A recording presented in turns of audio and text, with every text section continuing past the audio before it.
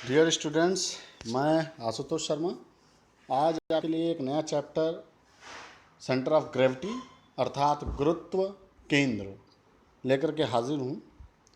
और आज हम लोग इसके बेसिक्स के बारे में पढ़ेंगे, थोड़ी सी इसके प्रूविंग्स जानेंगे, ठीक है ना, जो कि आपको आगे प्रश्नों में काम आएगी, न्यूमेरिकल्स में। बहुत ही सरल चैप्टर है, बहुत कठिन नहीं है, तो ज़्यादा परेशान होने की भी ज़रूरत नहीं है। फिलहाल मैंने आपको पिछले जितने भी लेक्चर्स हुए हैं, 6 लेक्चर हो चुके हैं, उसमें फ्रिक्शन टॉपिक पूरा कवर कर चुका हूँ मैं। आज ये हमारा नया चैप्टर है, नए चैप्टर की शुरुआत है और नया चैप्टर नए तरीके से बढ़िया ढंग से पढ़ाई करेंगे। देखिए, जैसा कि मैंने पीछे भी आपको कहा था कि बेटा मैं इंग्लिश में लिख रहा हूँ, लेकिन मैं बोलूँगा, एक्सप्लेन करूँगा हिंदी में। तो आप भी उसको कॉपी पर, जब मैं बोल देता हूँ कोई भी डेफिनेशन बोल रहा हूँ, तो आप उसको कॉपी पर नोट कर सकते हैं, बिल्कुल ठीक है ना, उसमें कोई परेशानी नहीं होनी चाहिए। मैं आपको एक्सप्लेन हिंदी में भी करता हूँ, तो उसके लिए बिल्कुल भी परेशान होने की ज़रूरत नहीं है। इंग्लिश में नोट्स इसलिए लिखता हूँ बेटा क्योंकि बोथ लैंग्वेजेस में लिखना और उसके साथ में उसको बनाना, वीडियो में कन्वर्ट करना बहुत ही हेक्टिक प्रोसेस हो जाता है, ठीक है ना। इसलिए मैं थोड़ा सा सरल बनाने के लिए इंग्लिश में लिख देता हूँ और हिंदी में एक्सप्लेन करता हूँ ढंग से, और आप चाहें तो उसको अपनी लैंग्वेज में उतारें, ठीक है ना, कॉपी पे। तो चलिए, फ़िलहाल वही पिछले वादे के साथ में, पिछले में मैंने आपसे वादा किया है कि 25 तारीख तक, यानी आज 23 तारीख हो गई है, 25 तारीख तक आप सारी प्रॉब्लम्स अपनी मुझे व्हाट्सअप कर दें पिछले चैप्टर की। 28 तारीख को आपको उन्हीं प्रॉब्लम्स पर बेस्ड एक मतलब जो वीडियो होगा, वीडियो लेक्चर, वो अपलोड हो जाएगा 28 को। तो चलिए हम लोग फ़िलहाल आज स्टार्ट करते हैं। गुरुत्व केंद्र या सेंटर ऑफ ग्रेविटी होता क्या है बेसिकली। देखिए, हर बॉडी जो होती है उसका अपना एक गुरुत्व केंद्र होता है, कोई भी पिंड हो, ठीक है ना। हमारा शरीर है, हमारा शरीर का भी एक अपना एक सेंटर ऑफ ग्रेविटी होता है, गुरुत्व केंद्र होता है, ठीक है ना। अच्छा, गुरुत्व केंद्र होता क्या है? जहाँ पर, जिस बिंदु पर हमारे पूरे शरीर का या किसी भी पिंड का भार हो, पूरा उसका जो पूरा भार होता है पिंड का, हमारा जैसे भार होगा एक, वो जिस बिंदु पर कार्य करता है उसको हम लोग कहते हैं गुरुत्व केंद्र या सेंटर ऑफ ग्रेविटी, ठीक है ना। तो बेसिकली सी बहुत बेसिक सी डेफिनेशन है कि किसी भी पिंड का भार जिस बिंदु पर कार्य करे उसको भैया गुरुत्व केंद्र कहते हैं या सेंटर ऑफ ग्रेविटी कहते हैं। चलिए हम फिलहाल चलते हैं। देखिए, यहाँ पर आपको समझाना चाहूँगा, एक बॉडी आप यूँ देख रहे हैं, ठीक है ना, पिंड है कोई भी। इसके भाई देखिए, कोई भी पिंड होता है या कोई भी बॉडी होती है, कई सारे बेटा पार्टिकल्स से मिलकर ही तो बना होता है। जैसे मैंने आपको पहले भी बताया था कि अणु मिलता है, वो किससे किससे, परमाणुओं से मिलकर बनता है अणु, ठीक है ना, आपको मैं बता चुका हूँ। तो इसलिए परेशान होने की ज़रूरत बहुत ज़्यादा नहीं है। यहाँ पर भी मैं आपको ये बता रहा हूँ कि एक भी कोई भी पिंड होता है या बॉडी होती है, वो छोटे छोटे पार्टिकल से मिलकर बनी होती है। और पर्टिकुलर हर पार्टिकल का अपना एक मास, एक वेट, वॉल्यूम या एरिया, जो भी आप कहना चाहें, वो पर्टिकुलर हर एक पार्टिकल का होगा ही होगा। तो वहीं पे यहाँ पर दिखा रहे हैं कि देखिए, ये एक पिंड है पूरा बड़ा सा, और इसमें कई सारे पार्टिकल हैं, हमने लेकिन कुछ को शो किया है, ठीक है ना, समझाने के लिए केवल। जैसे एक पार्टिकल नंबर 1 ये है, पार्टिकल नंबर 2 ये है, पार्टिकल नंबर 3 ये है, इसी तरह पार्टिकल नंबर 4, इस तरह से एंड सो ऑन, कई सारे पार्टिकल्स हैं। इनका अपना एक पर्टिकुलर वेट है, जैसे इसका W1 मान लीजिए, इसका W2 मान लीजिए, एंड फलाने का W3, W4, इस तरह से है, ठीक है ना। तो भाई आपको तो पता ही है ना कि पिंड का अपना एक भार होगा W, और इसके जो पार्टिकल्स होंगे उन्हीं के भार का समेसन ही तो होगा पिंड का भार। भाई हमारी बॉडी है, तो क्या हमारी आँख का भार अलग होगा और सिर का भार अलग होगा? मतलब कि हर पार्टिकल का भार तो एक अलग अलग है, लेकिन अगर हम पूरे शरीर का भार पूछें क्या होगा, तो इन्हीं सबका भार जोड़ के ही तो बताएंगे हम। तो इसी तरीके इन सारे पार्टिकल्स का भार जोड़ दिया जाए, W1 plus W2 and plus W3 and so on. तो ये जो टोटल वेट है ना, वो कहाँ काम करेगा? वो जिस बिंदु पर काम करेगा उसको कहते हैं बेटा सेंटर ऑफ ग्रेविटी। तो यहाँ पर देखिए, हमने एक जी पॉइंट दिखाया है, यानी कि हमारा जो टोटल भार है वो कहाँ काम कर रहा है? इस बिंदु पर काम कर रहा है। जी कह रहा हूँ, लिखा भी है वेट ऑफ द बॉडी, तो इसको कहते हैं बेटा सेंटर ऑफ ग्रेविटी। चलिए कोई बात नहीं, इसकी डेफिनेशन देखते हैं। देखिए लिखा हुआ है कि इंट्रोडक्शन में body is a combination of large number of small particles having different sizes. अर्थात हिंदी वालों के लिए भी बोल देना भैया, कोई ये ना कहे कि साहब आप इंग्लिश में लिख रहे हो। लिखा है कि एक पिंड जो होता है वो बहुत सारे, मतलब वो ह्यूज अमाउंट में, काफ़ी नंबर्स में स्मॉल पार्टिकल, छोटे छोटे छोटे छोटे पार्टिकल्स का एक कॉम्बिनेशन होता है, जोड़ होता है, ठीक है ना। और ज़रूरी नहीं है कि हर पार्टिकल एक ही साइज का हो, डिफरेंट डिफरेंट साइज हो सकती है और डिफरेंट डिफरेंट बेटा उसका वेट हो सकता है, ठीक है ना। तो वही चीज़ यहाँ पर दर्शाने के मैंने लिखा हुआ है। उसके बाद लिखा है कि each of these particles is subjected to gravitational force acting on the particle are parallel to each other whose resultant force is known as the weight of body। भाई ग्रेविटेशनल फोर्स आप जानते हो, गुरुत्वाकर्षण बल, मतलब हर, जैसे हमारा शरीर है तो क्या धरती से ऊपर जा सकता है क्या? नहीं। हम कहीं से भी उठें या छत पर खड़े हों तो हमारा भार नीचे की तरफ ही काम करता है, ठीक है ना। जैसे हमारा शरीर, अगर मान लीजिए हम कहीं से गिर जाएं तो हमारा शरीर कभी ऊपर थोड़ी जाता है, वो गुरुत्वाकर्षण बल को महसूस करते हुए नीचे की तरफ जाता है, परपेंडिकुलरली बिल्कुल नीचे, है ना। तो उसको कहते हैं ग्रेविटेशनल फोर्स या गुरुत्वाकर्षण बल। इसी तरीके से कोई भी पिंड है या कोई बॉडी है, उसमें वो कई सारे पार्टिकल से मिलकर बना हुआ है, तो हर पार्टिकल का अपना एक ग्रेविटेशनल फोर्स होगा, ठीक है ना, हर पार्टिकल का। और वो कैसे होंगे? सारे ग्रेविटेशनल फोर्स, मैंने बोला था बेटा कि लंबवत नीचे की तरफ लगते हैं, बिल्कुल परपेंडिकुलर, ठीक है ना। तो जब लंबवत नीचे की तरफ लगेंगे तो हर पार्टिकल का ग्रेविटेशनल फोर्स लंबवत नीचे की तरफ लगेगा, तो भैया वो पैरेलली तो होंगे ना एक दूसरे के, यानी समांतर। देखिए इसका भी ऐसे, इसका भी ऐसे, इसका भी ऐसे, तो ये सब समांतर ही तो दिख रहा है आपको, कोई इसमें दिक्कत तो नहीं है ना। तो वही लिखा है कि हर पार्टिकल, जो भी हर कण होता है, उसका जो गुरुत्वाकर्षण बल होता है वो नीचे की तरफ लगता है, और कैसा, एक दूसरे के पैरेलल, ठीक है ना। और लिखा है कि जो रिजल्टेंट है इन फोर्सेस का, भाई जैसे मैंने अभी बताया ना कि हर पार्टिकल का अपना एक वेट होता है, तो उन सब का वेट का अगर समेसन कर दिया जाए तो बॉडी का वेट आ जाता है, बॉडी का भार। अब वो कहाँ काम करता है बेटा? सेंटर ऑफ ग्रेविटी पर, यानी कि जी पर, ठीक है ना। तो जो ये जितने भी ग्रेविटेशनल फोर्सेस हैं आपके पर्टिकुलर हर कण के, हर मतलब मॉलिक्यूल्स के, तो उन सबका ग्रेविटेशनल फोर्स एक तो अपने सबके एक दूसरे के पैरेलल होगा, और इनका रिजल्टेंट फोर्स जो होगा वो क्या कहलाता है? Wait of the body. बात समझ में है ना? F=mg आप लोगों ने पढ़ा होगा, उसी को वेट कहते हैं, ठीक है ना। तो हर पार्टिकल का परिवार, तो ग्रेविटेशनल फोर्स नीचे की तरफ लगता है, उस ग्रेविटेशनल फोर्स को बेटा कुछ और नहीं, वो पार्टिकल का वेट ही बोला जा रहा है, ठीक है ना। और वो कहाँ लगेगा? वो क्या, उसको समेसन को क्या बोलते हैं? सभी के ग्रेविटेशनल फोर्स को समेसन को बोलते हैं बेटा क्या? वेट ऑफ द बॉडी, ठीक है ना। वेट ऑफ द बॉडी वो कहाँ काम करता है? सेंटर ऑफ ग्रेविटी, यानी गुरुत्व केंद्र। देखिए वेट ऑफ द बॉडी आप समझ नहीं पा रहे होंगे तो आपने पढ़ा होगा F=mg, पढ़ा है ना। mg है क्या? mg कुछ और थोड़ी है, वेट ही तो है ना। तो वही चीज़ यहाँ पर मैं बोल रहा हूँ, तो सबका, सारे कणों का वेट जो है जोड़ दिया जाए तो वो क्या, किसके बराबर होगा? Resultant wait of the body, बस, और कुछ नहीं अलग से बोला जा रहा है। नेक्स्ट कह रहा है the magnitude of the gravitational force will depend on the mass of all the particles. भैया सीधी सी बात है, गुरुत्व, देखो जी क्या है? जी आपने एक नियतांक पढ़ रखा है ना, जैसे आपने पीछे घर्षण गुणांक पढ़ा था, वैसे यहाँ पर बेटा ये जो जी है ये आपका गुरुत्व नियतांक या गुरुत्व गुणांक बोल सकते हैं जी को, ठीक है ना।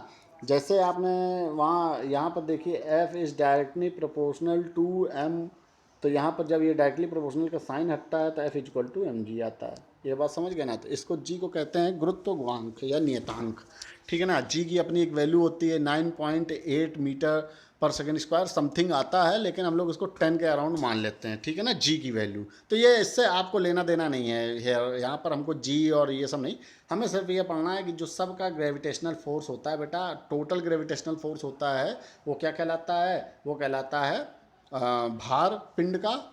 और ये ग्रेविटेशनल फोर्स किस पर डिपेंड करता है? मास पर। हर पर्टिकुलर पार्टिकल का अपना एक मास होता है, जब वो गुरुत्व केंद्र से, गुरुत्व नियतांक यानी जी से मल्टीप्लाई हो जाता है तो उसको बेटा वो भार बन जाता है। तो वही लिखा है the magnitude of the gravitational force will depend on the mass of the particle. इतनी बात समझ में आ गई?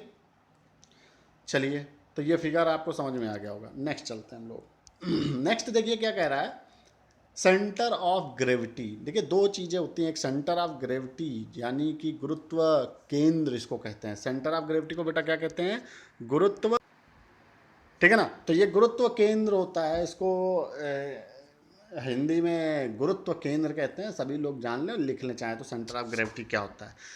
तो देखिए दो चीज़ें होती हैं, एक गुरुत्व केंद्र और एक केंद्रक, दोनों में अंतर आप समझिएगा।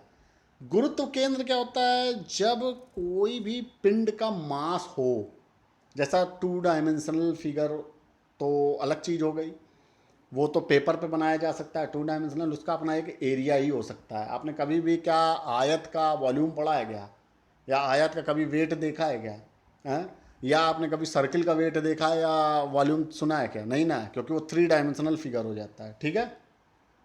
तो जितना भी आप 2 डायमेंशनल फिगर आप पढ़ोगे, 3 डायमेंशनल फिगर, जैसे कि कोई पिंड पढ़ लो, या फिर 3 डायमेंशनल में अपना शरीर ही ले लो। जैसे हमारे शरीर का भी तो एक भार है ना, हमारे शरीर का भी अगर ढंग से निकाला जाए तो एक आयतन होगा कि नहीं होगा, ठीक है ना। तो इसके लिए जब हम सेंटर ऑफ ग्रेविटी तलाशेंगे कि हमारे शरीर का टोटल भार किस पॉइंट पे लग रहा है, या उसके लिए हमें अगर सेंटर ऑफ ग्रेविटी की ज़रूरत पड़ेगी, तो बेटा वो कहलाता है सेंटर ऑफ ग्रेविटी, उसके लिए 3 डायमेंशनल के लिए। लेकिन अगर 2 डायमेंशनल की बात करें, जैसे आयत हुआ, है ना, सिंपल सा एक प्लेन हो गया 2 डायमेंशनल का, या सर्किल हो गया, या त्रिभुज हो गया यानी ट्रायंगल हो गया, है ना। तो इस तरीके के जितने फिगर होंगे उनके लिए ये जो होता है सेंट्रॉइड हो जाता है, सेंट्रॉइड कहलाता है, और इसको हिंदी में कहते हैं केंद्रक, ठीक है ना। चलिए पहले हमें भी इसको पढ़ते हैं फिर देखते हैं। तो सेंटर ऑफ ग्रेविटी क्या कह रहा है, centre of gravity is a point through which the whole weight of the body act. समझ गए ना, सेंटर ऑफ ग्रेविटी क्या है या गुरुत्व केंद्र क्या है, कि जिस पर पूरे पिंड का भार काम कर रहा हो, जिस बिंदु पर या जिस पॉइंट पर, उसको भैया हम लोग कह देते हैं सेंटर ऑफ ग्रेविटी। कोई दिक्कत नहीं है। नेक्स्ट पॉइंट चलते हैं, अभी पीछे बता भी चुके थे हम ये चीज़। C G is a point and only point of a body. तो सी जी कह रहा है एक केवल बिंदु है जिस पर भार काम करता है, और कह रहा है केवल एक बिंदु है जो कि उस बॉडी पर ही कहीं होता है, ये है ना, उसी के अराउंड हमारा भार काम करता है, उसी रेखा पर, उसी लाइन पर, उसी लाइन ऑफ एक्शन पर। बात समझिए। तो वो जो गुरुत्व केंद्र होता है हमारी बॉडी में ही होता है, ऐसा नहीं कि कहीं बाहर निकल के भागता है, ठीक है ना। उसी के अराउंड हमारा जो है भार उसी की लाइन ऑफ एक्शन पे काम करता है। इसके बाद चलते हैं सेंट्रॉइड और सेंटर ऑफ एरिया। सेंट्रॉइड इसको हिंदी में बेटा केंद्रक कहते हैं। ऊपर जो आपने पढ़ा सेंटर ऑफ ग्रेविटी, ये किसके लिए था, वेट के लिए, भार के लिए, 3 डायमेंशनल फिगर्स जितने भी होंगे उनके लिए।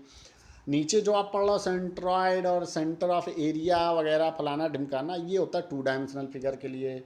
जैसे आपने देखा है the plane figure like triangle हो गया, स्क्वायर हो गया, ट्रायंगल तो त्रिभुज, स्क्वायर मतलब आप जान ही रहो स्क्वायर क्या होता है, वर्ग, है ना। रेक्टेंगल मीन्स आयत, ट्रेपेजियम, और इसके अलावा सर्किल हो गया, और ये आई सेक्शन हो गया। आई सेक्शन मतलब इस तरीके का होता है आई सेक्शन, देख लो ऐसा हुआ, ऐसा हुआ, ऐसा हुआ, इसी पे पूरे पे हमको जो है मान ज्ञात करना होता है। इसका सेंटर ऑफ ग्रेविटी मतलब सेंट्रॉइड निकालना। तो ये भी एक प्रकार से आपका 2 डायमेंशनल फिगर हो गया।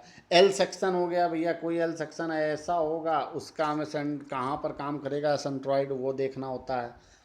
तो लिखा हुआ है कि section etcetera have only area but no mass, मतलब कि इसका केवल एरिया हो, हमें मास से मतलब नहीं है, ठीक है ना। तो वो उसके लिए हमको क्या कैलकुलेट करते हैं बेटा, सेंट्रॉइड, यानी हिंदी में बोले तो केंद्रक। चलिए नेक्स्ट हम चलते हैं।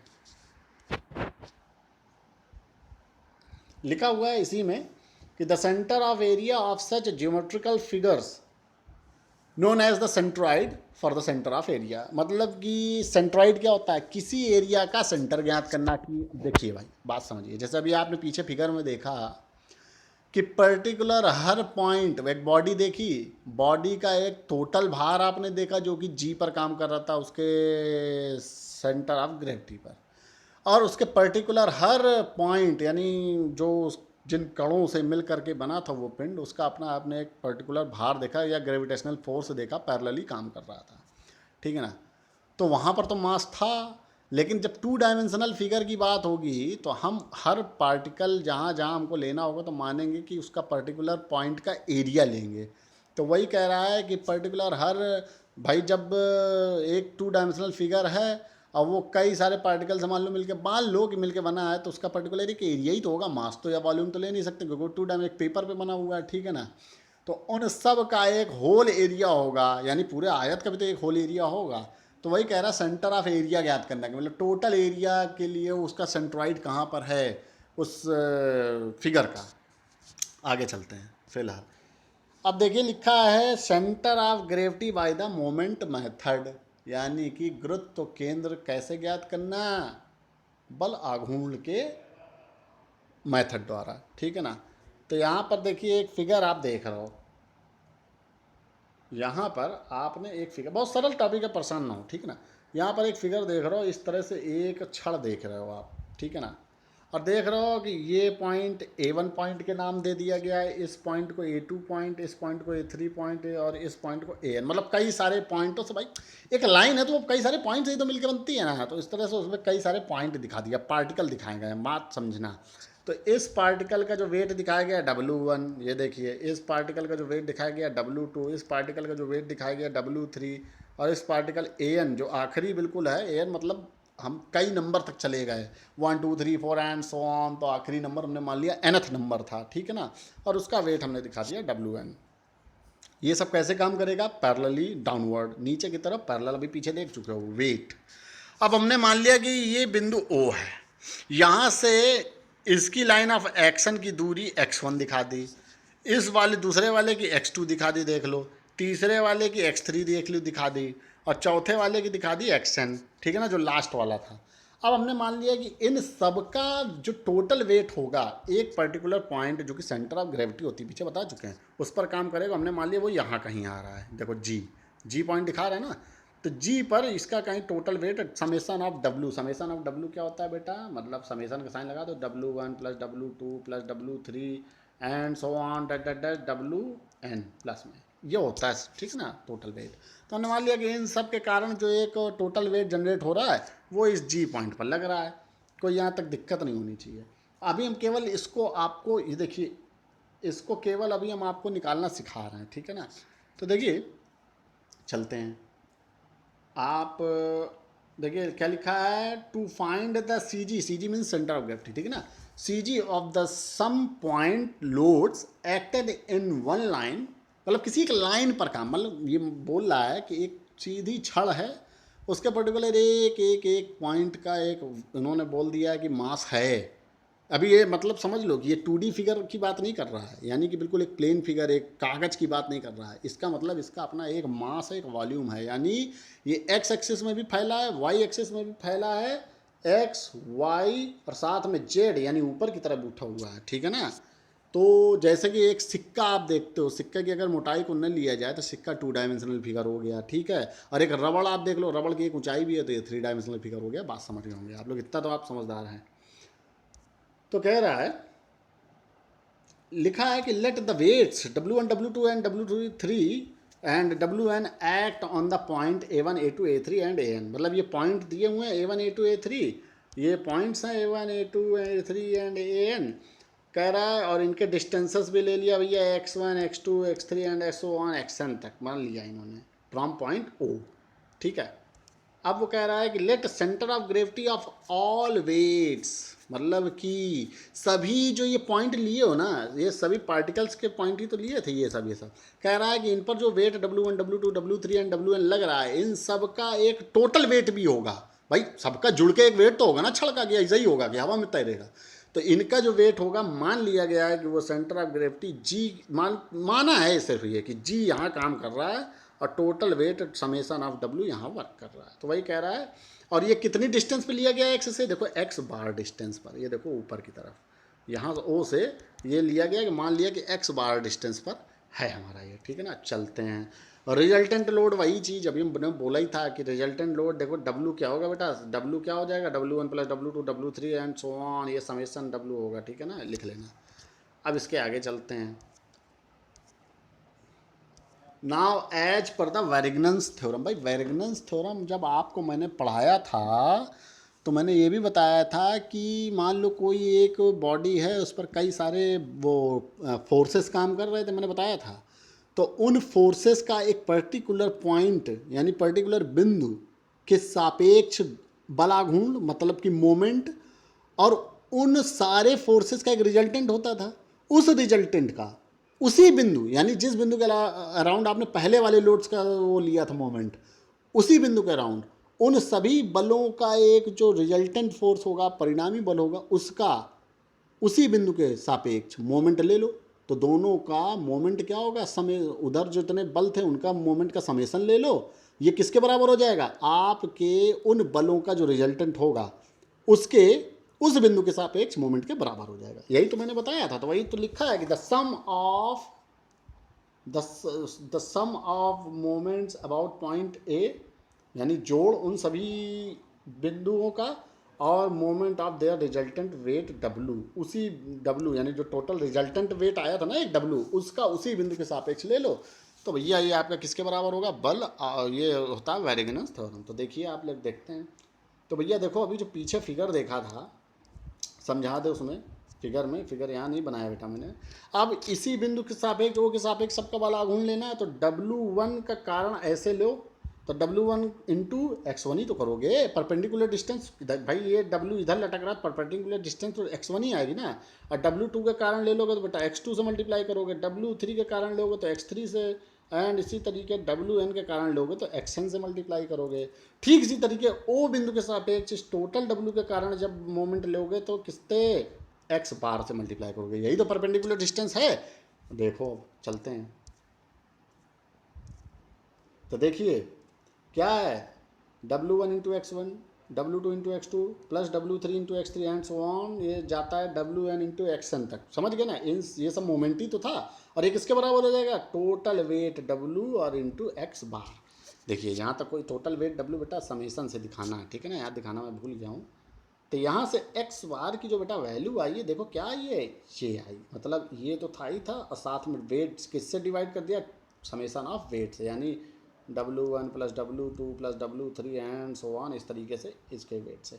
तो आप समझ गए ना, सेंटर ऑफ ग्रेविटी अगर निकालना होगा तो किस तरह से निकालना होगा। ये बिल्कुल सिंपल सा है कि W1 into x1 plus W2 into x2 and so on, फलाना फलाना ले करके नीचे W1 plus W2 plus W3 plus W4 and so on. तो ये होता है आपका सेंटर ऑफ ग्रेविटी निकालने का तरीका, मोमेंट के थ्रू। ये एक तरीका दिखाया गया है अभी आपको। आगे जब सवाल सॉल्व कराएंगे तो बहुत इंटरेस्टिंग होगा, परेशान होने की ज़रूरत नहीं है। तो ये देख लिया आपने। तो इस तरीके से जो आपका सेंटर ऑफ ग्रेविटी आया बेटा, summation of WX upon summation of W। भाई समेसन ऑफ WX का मतलब समझ रहे हो कि यानी W1 into x1 plus W2 into x2 plus W3 into x3, ये केवल साइन वो चेंज करता चला जाएगा, इन सब का जोड़ है ये summation of WX upon summation of W, total weight. इतनी बात समझ में आ गई। तो बेटा आपको आई होप सो दैट, उम्मीद करता हूँ कि आपको ये वैरिगनस थ्योरम या फिर मैं कहूँ तो मोमेंट मेथड समझ में आ गया होगा। पूछा भी जाता है, ये बहुत पूछा जाएगा, ध्यान रखना। अगली प्रोब्लम चलते हैं। कह रहा है टू फाइंड द सेंट्रॉइड और centre of gravity of lamina और प्लेन फिगर। मतलब आप समझिए, आप अभी मैंने जो आपको बताया ये प्लेन फिगर नहीं था। ये किसके लिए निकालना सिखाया था मैंने, ये सिखाया था मैंने 3 डायमेंशनल फिगर हो, कोई छड़ हो, कोई रॉड हो, मतलब समझ रहे हो है ना। तो इसके लिए सिखाया लेना। अब अगर एक प्लेन फिगर की बात करते हैं, लेमिना या प्लेन फिगर मतलब 2 डायमेंशनल फिगर, मतलब किस में बन सकता है, केवल x में होगा या y में होगा, इसके जड़ यानी ऊपर की तरफ ये नहीं उठेगा। बात समझ में आई ना। तो उस केस में मैंने आपको बताया था कि हम जो भी बिंदु मानते हैं, जो भी पॉइंट्स मानते हैं, हम मानते हैं कि उसका एरिया लेते हैं, हम उसका मास नहीं लेते। अभी हमने पीछे बताया था, यानी इसको सेंट्रॉइड कहते हैं या केंद्रक कहते हैं, ठीक है ना, प्लेन फिगर के लिए। तो यहाँ पर जो भी पॉइंट लेंगे बेटा उसका एरिया लेंगे, एरिया का मल्टीप्लाई उसकी डिस्टेंस के साथ होगा। मैंने क्या कहा, उसके वेट का मल्टीप्लाई नहीं होगा या भार का मल्टीप्लाई नहीं होगा। तो वही फिगर यहाँ बनाया गया है। देखिए फिगर क्या है, कह रहा है कि ये एक बॉडी है, देखिए चौड़ी सी एकदम, देख रहे होंगे आप। एक्स ये वाई एक्सिस है, ये एक्स एक्सिस है, इस पर यहाँ कहीं ऊपर रखी हुई है।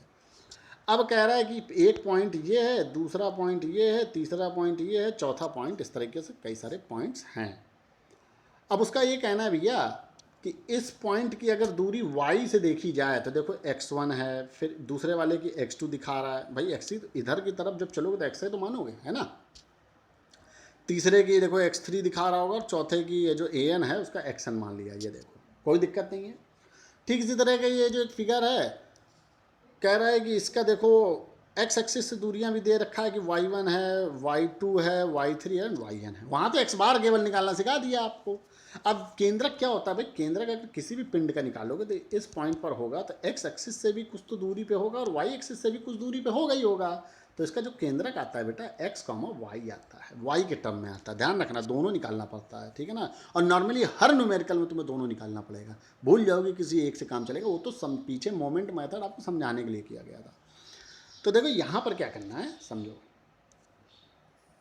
इन previous figure show the plane figure of the total area, मतलब जो प्रीवियस फिगर आपने देखा था वो तो बेटा आपको एक 3 डायमेंशनल फिगर था, उसका भार था हर पॉइंट का। यहाँ पर भार नहीं है, यहाँ पर वो कह रहा है कि ये जो पार्टिकल है उसका एरिया A1 माना है, समझना। ये जो दूसरा पार्टिकल आप देख रहे हो उसका एरिया A2 है, तीसरा पार्टिकल जो ये है इसका A3 और चौथा पार्टिकल ये जो इसका AN है, ठीक है ना, एरिया। और मानते हैं एक वही इसकी जो लाइन ऑफ एक्शन है एकदम पैरेलली नीचे की तरफ जा रही है। वेट तो नहीं मान सकते यहाँ पर, मैंने बोला ही था, लाइन ऑफ एक्शन मान लेते हैं कि इनका जो एरिया है उसका भैया लाइन ऑफ एक्शन नीचे की तरफ है, ये दिखाया गया है और कुछ नहीं है। तो वही कह रहा है let area A be the combination of all small areas, मतलब ये जो आप पिंड देख रहे हो ना पूरी बॉडी, सॉरी ये जो, एक मिनट, ये जो आप पिंड देख रहे हो बेटा, देखो इसका टोटल भाई ये तो पिंड है, इन सब का एक टोटल एरिया भी तो होगा। Capital A is equal to क्या होगा, A1 plus A2 plus A3 plus A4, ऐसे करके कई सारे होंगे कि नहीं होंगे मेरे भाई। तो वही कह रहा है, और कह रहा है कि उनका हॉरिजेंटल डिस्टेंस जो है from the centre of areas, कह रहा है कि मान लो कि x1 x2 और x3 है, मतलब कि इन सब की दूरी देखो x और y एक्सिस के कंपेरिजन में x1 x2 x3 और y के डिस्टेंस, मतलब जो अगर x डिस्टेंस से मेजर किया जाए तो y1 y2 and so on ऐसे y एक्सिस से हो। आप देख सकते हो x और y एक्सिस से ये दूरियां हैं। चलते हैं, तो वही कह रहा है let centre of total area is g, मतलब कि जो टोटल एरिया इनका होगा उसका सेंटर बोल रहा है कि कोई पॉइंट g होगा, which has horizontal distance and vertical distance x bar and y बार। भाई जैसे ये टोटल पार्टिकल्स का एरिया दिखा, मान लिया कि इनका टोटल एरिया जो भी होगा तो इसका एक कोई मान लो ये टोटली एरिया तो है,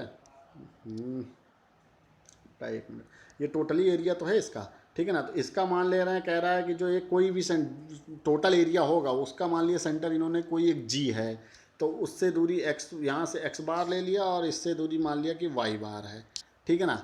जहाँ पर टोटल एरिया इनका, टोटल एरिया कह रहा है कि लेट द सेंटर, सेंटर का मतलब जो टोटल एरिया है उसका एक सेंटर होगा और दिखा रहा है कि वो पॉइंट जी है, इसमें तो नहीं दिखाया गया, सो किया गया, और उसका दिखा रहा है कि एक्स और वाई बार, वाई से डिस्टेंस जो होगी एक्सिस से वो एक्स बार और वाई बार होगी। चलिए बहुत अच्छी चीज़ है। तो अब इन्होंने मोमेंट लेना शुरू किया, किसके सापेक्ष ले लिया भैया मोमेंट, आप समझिएगा मेरी बात को, इस वाई एक्सिस के सापेक्ष, यानी एक्स बार निकालना हमको, तो हमने वाई एक्सिस के सापेक्ष मोमेंट लिया। तो जब वाई एक्सिस के सापेक्ष मोमेंट लोगे तो इसका लिए जो देखो इसका सेंटर तो ये है ना, सेंटर एरिया पहले पार्टिकल का, तो ये ऐसे मोमेंट बनाएगा कितनी डिस्टेंस पे, x1 डिस्टेंस, तो a1 इंटू x1। इसी तरह a2 भी वाई एक्सिस के खिलाफ बनाएगा तो a2 into x2 a3 and so on, ऐसे an xn आ जाएगा।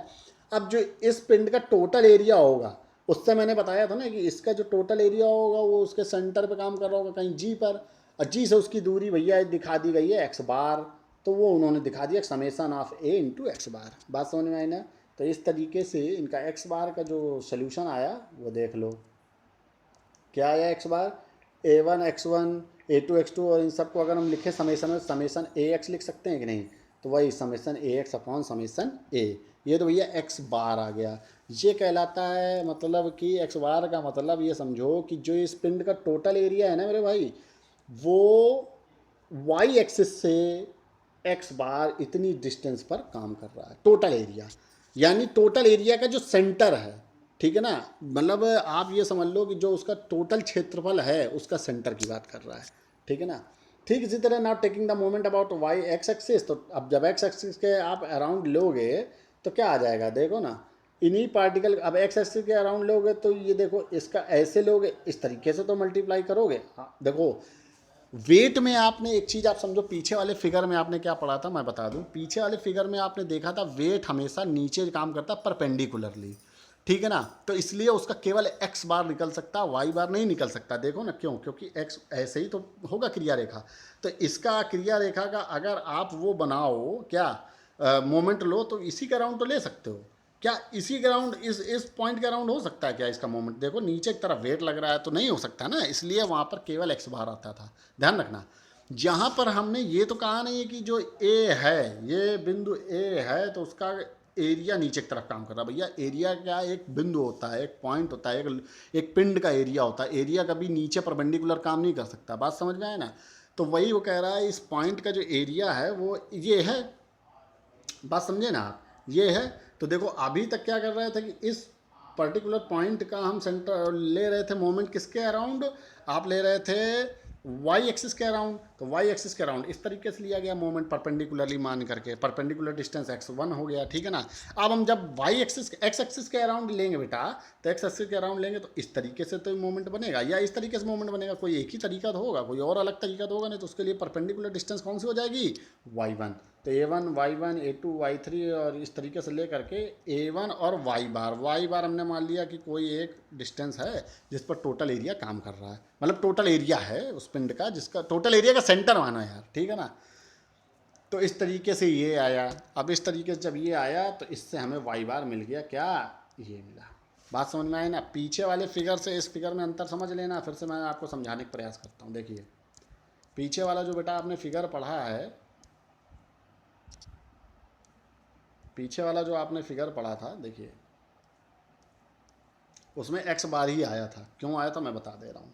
देखिए पीछे वाला ये जो फिगर था आपने इसमें केवल एक्स बार निकाला। क्यों, क्योंकि पर्टिकुलर पॉइंट का वेट था, वेट नीचे की तरफ काम करता है, पहले भी बता चुका हूँ, ठीक है ना। तो ये जो वेट होगा अगर नीचे की तरफ काम करेगा तो इसका अगर आप मोमेंट लोगे तो वाई एक्सिस के खिलाफ तो लोगे, एक्स एक्सिस के अराउंड कैसे ले सकते हो। तो इसलिए बेटा जब वाई एक्सिस के अराउंड ही लोगे तो x1 a1 x2 a2 x1 W1 x2 W2 इसी तरह से तो ले सकते हो ना। तो इसलिए बेटा ये यहाँ पर केवल आपको x बार मिला था आगे चल करके, ठीक है ना। लेकिन जब आगे देखो यहाँ पर केवल आपको x बार मिला, y बार आप नहीं निकाल सकते हो क्योंकि वेट की बात हो रही थी। लेकिन जब आप एरिया के सापेक्ष चलोगे तो एरिया बेटा कहीं पर भी आपने ये नहीं पढ़ा होगा कि लंबवत लगता नीचे की तरफ। अरे एरिया तो एक पर्टिकुलर हमारा एक एरिया है, एक क्षेत्रफल है। तो क्षेत्रफल कोई वो थोड़ी कि पर्टिकुलर, समझ रहे हो ना। तो क्षेत्रफल जो होता है बेटा वो हर डायरेक्शन में होता है। हर डायरेक्शन में कैसे, देखो हम समझा रहे हैं। जैसे ये पिंड है तो ये पिंड तो देखो एक्स एक्सिस में भी फैला है और वाई एक्सिस में भी फैला है। इसलिए इसका जो टोटल एरिया होगा वो एक सेंटर ही तो होगा, एक सेंटर पे ही तो काम कर रहा होगा। तो जो टोटल एरिया होगा उसका सेंटर निकालने के लिए हमको एक्स के खिलाफ भी, एक्स के सापेक्ष भी मोमेंट लेना होगा और वाई के सापेक्ष भी मोमेंट लेना होगा। इसलिए वो ऐसा कह रहा है। समझ में आई बात को। चलिए आगे चलते हैं। नहीं समझ में आई होगी तो फिर से बताना, फिर से समझाया जाएगा इसको। अब कह रहा है कि टू फाइंड द, तो वो आपने समझ लिया ना कि एक एरिया की जब बात हो रही हो तो हमें एक्स बार और वाई बार दोनों निकालना पड़ेगा, ठीक है। अब कह रहा है to find the position of centre of gravity of the body of total weight W equal to mg। देखिए ये एक पिंड दिखाया गया है, ये फिगर में आपको देख सकते हैं, ये एक गोल गोल पॉइंट दिखाया गया पिंड है। इसमें कई सारे पॉइंट्स हैं जिसका वेट देखो, एक W1 ये भी है और एक W2 ये भी है, ठीक है ना। और एक पॉइंट है जिसका भार W3 है और टोटल वेट देखो यहाँ कहीं काम कर रहा है। अब बात समझना यहाँ क्या इन्होंने क्या किया है। इन्होंने ये जो पिंड दिखाया है आपको देखो एक्स और वाई एक्सिस से कुछ दूरी पर दिखाया है, ठीक है ना, ये पूरा पिंड। तो इस पिंड का जो टोटल वेट देखो, इस पॉइंट का वेट होगा वो तो नीचे की तरफ लगेगा ही लगेगा। लेकिन नीचे की तरफ लगने के साथ साथ आप देखो ये वाई से भी एक दूरी पर और एक्स से भी एक दूरी पर लगा हुआ है। यहाँ तक किसी को डाउट नहीं होना चाहिए। तो वही कह रहा है कि टोटल भार ज्ञात करना हो तो कैसे ज्ञात करेंगे, ठीक है ना। तो देखिए वही मान लिया कि हमने माना कि देखिए यहाँ पर क्या लिखा है, let the weights of the particle W1 W2 W3 and the distances of the weights of particle, मतलब पार्टिकल की डिस्टेंस की बात कर रहा है from the X axis, sorry from the main Y axis से x1 x2 x3 पर है ये पार्टिकल्स, और अगर हम एक्स एक्सिस से माने तो y1 y2 और y3 पर रिस्पेक्टिवली ये हैं। इतनी बात समझ में आया। उनका जो देखिए ऊपर लिखा है जो सेंटर ऑफ ग्रेविटी है, ये जो जी है जिस पर टोटल वेट काम कर रहा है नीचे की तरफ देखिए, वो भी दिखा दिया गया है कि जो आपका एक्स एक्सिस है उससे देखिए एक्स बार पे काम कर रहा है, और जो वाई एक्सिस है उससे जो है वाई बार पे काम कर रहा है। यहाँ तक किसी को डाउट नहीं होना चाहिए, ठीक है। तो कह रहा है now taking the moment of all weights along the Y axis. तो वाई एक्सिस के अलोंग तो मोमेंट लेना, अभी सब पीछे देख ही चुके हो। ये देखो वेट डब्ल्यू यहाँ लग रहा है ऐसे, तो इसका जब मोमेंट लोगे तो कितना x1 का मल्टीप्लिकेशन होगा। ठीक इसी तरीके जब W2 का करोगे तो देखो W2 का मल्टीप्लिकेशन, इसी तरीके W3 का करो तो x3 का मल्टीप्लिकेशन, इसी तरह WN तो XN, और W इंटू एक्स बार, W जो टोटल वेट था इसका यानी समेशन W, और x बार जो जिस पर उनका सेंटर ऑफ ग्रेविटी काम कर रहा होगा। तो इस तरीके से आपका x तो आ गया जैसे पीछे आया था। अब y बार की बात चलते हैं। Second case, now taking the moment of all weight along the X axis. अब एक्स एक्सिस के अलोंग जब आप इसका मोमेंट लोगे तो कैसे काम बनेगा। तो देखिए अभी मैंने क्या बताया था कि जो वेट होता है, वेट देखिए नीचे की तरफ यूँ काम करता है, ठीक है ना। अब आप सोच रहे होंगे उसका एक्स एक्सिस के अलोंग कैसे मोमेंट ले लेंगे, ठीक है ना, जबकि डिस्टेंस आपको दी हुई है y1 y2 एंड y3। इतनी बात समझ में आई। देखिए इसमें क्या होता है, इन्होंने जो W1 and Y1, W2 and Y2, W3 and Y3 और WN एंड YN एक मोमेंट लिया, वो किसके सापेक्ष लिया, एक्स पॉइंट के सापेक्ष, यानी एक्स इसके इस एक्स एक्सिस के सापेक्ष मोमेंट लिया है। तो जहाँ वहाँ पर पीछे आपने देखिए एरिया के लिए लिया था, तो एरिया का तो आपने देख लिया था कि एरिया तो परपेंडिकुलरली नीचे लगता नहीं है, तो उसके लिए तो कोई दिक्कत नहीं आई आपको, आपने आराम से उसको सॉल्व कर लिया। लेकिन यहाँ पर आपको देखो, आप ये कन्फ्यूजन में आ रहा हूँ, W1 जब परपेंडिकुलर नीचे की तरफ लगता है तो इसका मोमेंट कैसे लोगे आप एक्स एक्सिस के अलाउंड।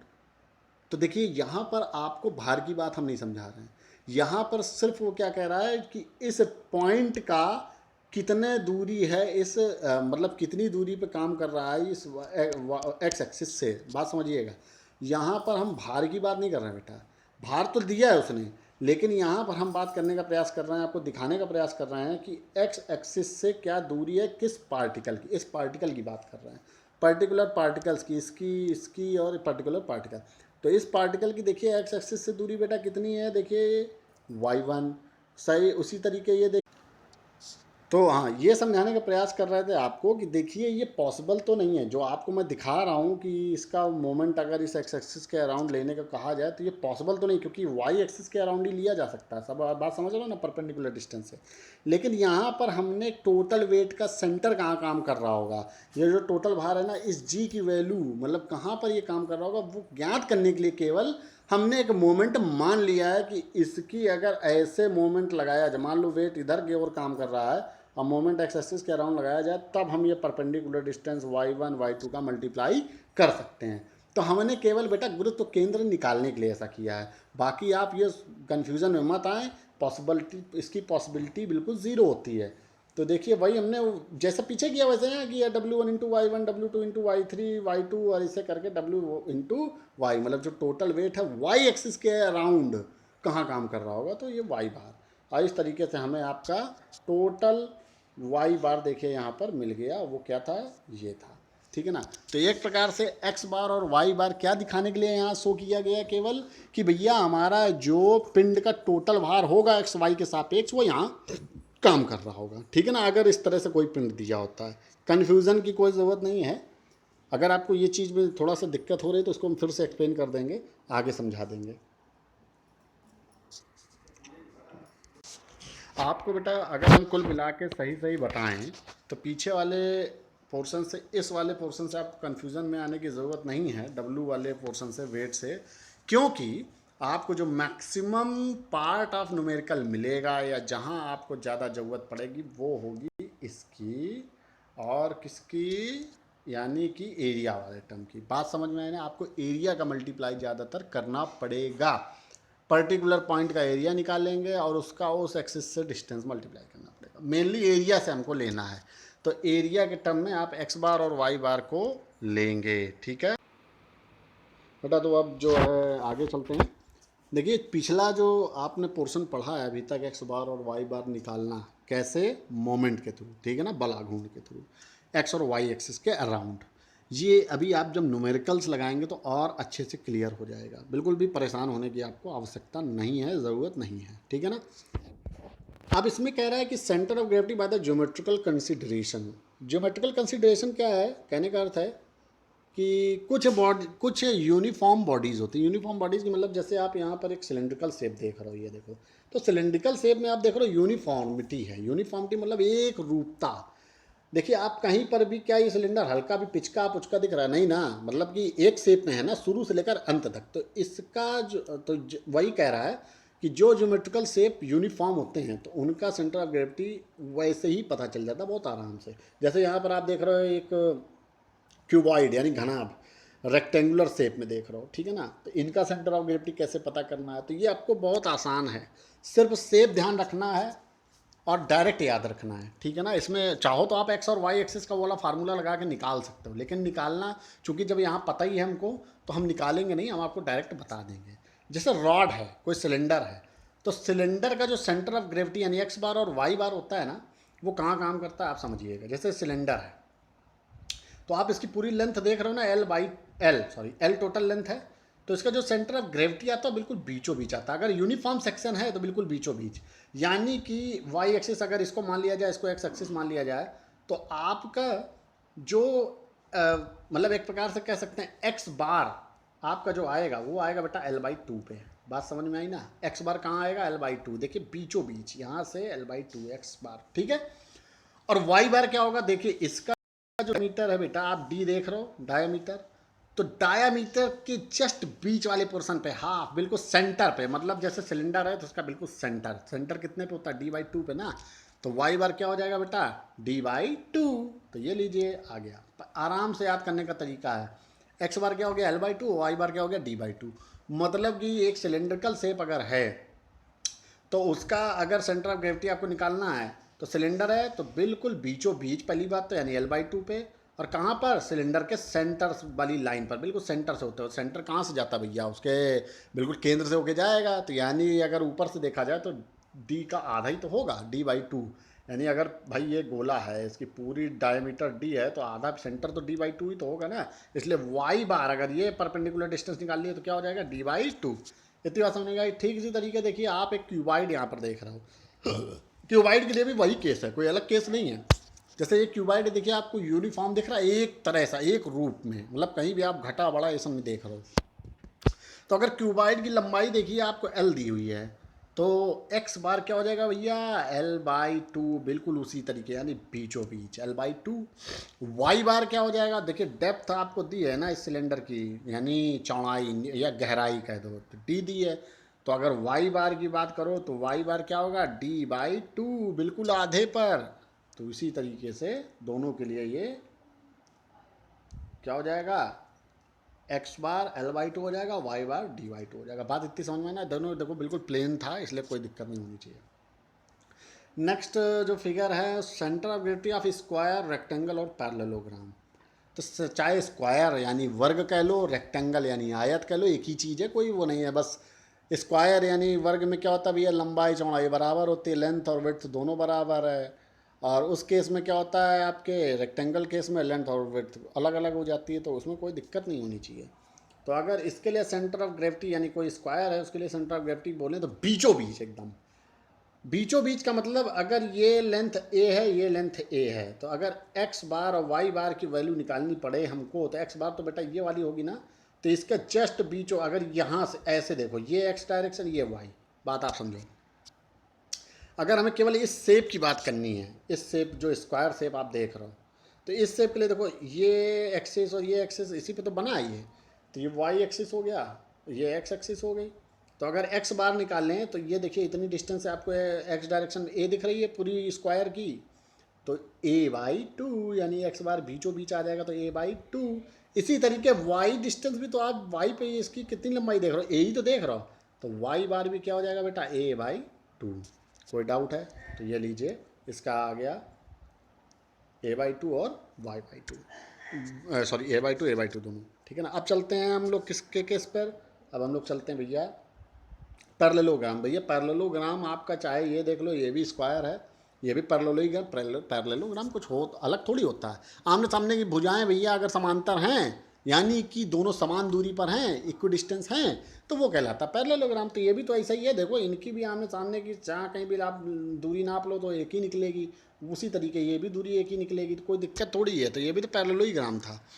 तो वही केस इसमें भी लग जाए, कोई लग नहीं। कह रहा है कि पैरेललोग्राम का ये वाली भुजा बी है और ये वाली हाइट दिखाया गया एच है, तो भैया जो सेंटर ऑफ ग्रेविटी होगी कहाँ, b/2 और h/2 पे काम करेगी। लो आ गया आंसर। तो ये पैरेललोग्राम हो या ऐसा कुछ हो 2 डायमेंशनल फिगर, तो इसके लिए भी याद रखना। उसके बाद चलता है ट्रायंगल के केस में। ट्रायंगल के केस में क्या होता है, ये बिल्कुल याद रखना, घोट लेना। इसको याद रखने की जरूरत नहीं बेटा, निकाल भी सकते हैं, लेकिन मैं आपको डायरेक्ट बता रहा हूँ, ठीक है ना। मान लो ये एक ट्रायंगल है, कह रहा है ट्रायंगल अगर ये है, मान लो इसकी कोई भी एक भुजाएं की बात हम नहीं कर रहे हैं, इसकी हाइट ये है, ये देखो AD इज द हाइट। तो जो आपका सेंटर ऑफ ग्रेविटी होता है ना, इस नोकदार हिस्से से उसके हाइट का 2/3 दूरी पे होता है, और इस चौड़े वाले बेस से उसके हाइट का यानी AD का 1/3 दूरी पे होता है। अर्थात यहाँ से चौड़े हिस्से से देखो, ये जो चौड़ा हिस्सा है नीचे वाला बेस, उससे ये दूरी जो होगी h/3 होगी, यानी हाइट अगर h है तो उसका 1/3, समझ गए ना। और नोक वाला हिस्सा अगर ये है तो इसकी पूरी हाइट अगर h है तो नोक वाले हिस्से से ये होगा बेटा कितनी दूरी पर, 2h/3। बात समझ में आई ना।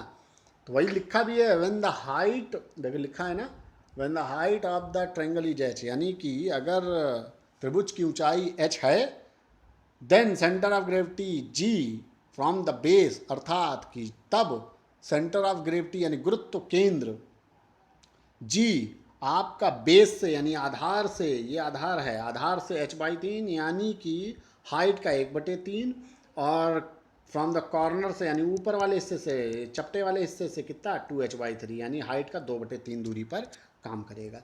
ये याद रख लेना। देखो बिल्कुल समझ में आ गया। ठीक इसी तरीके इसके लिए भी यही होगा, इसके लिए कोई अलग थोड़ी फिगर होगा, वही त्रिभुज तो ये भी है। अरे भाई ये AD इसकी मान लो ऊंचाई है, AD ऊंचाई है, तो AD ऊंचाई, AD का 1/3 कहाँ से होगा, बेस से, और AD का 2/3 कहाँ से होगा, ऊपर से। लो हो गया। तो भैया ये आज का हमारा कुछ लेक्चर था। आज हमने ज़्यादा बड़ा लेक्चर नहीं बनाने की कोशिश की है। अभी कल इसी पे, मतलब कल सर्किल का भी दिखाएंगे, और भी चीज़ें होंगी छोटी मोटी। फिर उसके बाद इसकी थ्योरी पोर्शन तो जो होगा थोड़ा बहुत बचेगा बचेगा, और ना हम न्यूमेरिकल पे ही चलेंगे डायरेक्ट, ठीक है ना। क्योंकि देखिए ये सब चैप्टर होते हैं न्यूमेरिकल, जब आप सॉल्व करते हो ना तो न्यूमेरिकल से क्लियरिटी ज़्यादा आती है। कुछ चैप्टर ऐसे होते हैं कि भैया थ्योरी पढ़ा दी तो थ्योरी से क्लियरिटी आ गई, और नहीं तो numerical is the best way to clear the things and concepts, ठीक है ना। न्यूमेरिकल मुझे लगता है कि जिसको न्यूमेरिकल आराम से समझ में आ गया तो वो तो आराम से चीज़ों को समझ जाएगा, कोई दिक्कत नहीं। कुल मिला के आज मैंने आपको इतना पढ़ाया, सेंटर ऑफ ग्रेविटी क्या होती है, कि हर पिंड का यानी हर शरीर का, हर बॉडी का अपना एक भार होता है, और वो भार किसके अराउंड काम करता है, जिस बिंदु के अराउंड काम करता है उसको हम कहते हैं सेंटर ऑफ ग्रेविटी। मैंने आपको सेंट्रॉइड पढ़ाया था। सेंट्रॉइड में भी आपने देखा सेंट्रॉइड क्या होता है, 2 डायमेंशनल फिगर्स के लिए आपने देखा, जिसमें हर पर्टिकुलर पॉइंट का अपना एक एरिया ले लिया, और उसका हमने एक्स एक्सिस के अराउंड में मोमेंट लगा लिया और वाई एक्सिस के अराउंड में मोमेंट लगा लिया, कोई दिक्कत नहीं है, ठीक है ना। मैंने आपको आज मोमेंट मेथड भी बताया कि कैसे मोमेंट मेथड के थ्रू हमने वेरिगनस थ्योरम के थ्रू देखिए एक्स बार निकाला था। मोस्ट इंपॉर्टेंट चीज़ है वो, ध्यान रखना।